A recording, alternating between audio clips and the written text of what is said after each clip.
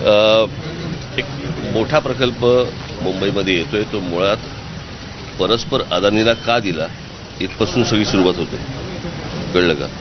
आणि अदानींकडे असं काय आहे की ज्याच्यामध्ये विमानतळ पण तेच हाताळू शकतात, कोळसा पण तेच हाताळू शकतात, बाकीच्याही गोष्टी तेच हाताळू शकतात.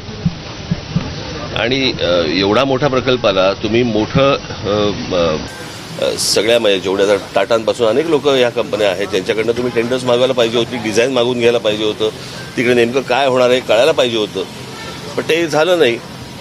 मला फक्त प्रश्न एवढाच आहे की या सगळ्या गोष्टीमध्ये आमच्या तिकडच्या पदाधिकाऱ्यांची आमची बोलणी झाली होती या सगळ्या संदर्भामध्ये.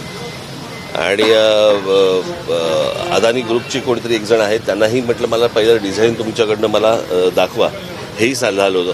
मला फक्त एवढाच विषय आहे की आत्ता हे जे आता काय कोण सरकार बोललं तुम्ही, महाविकास आघाडी, आज का जाग आली?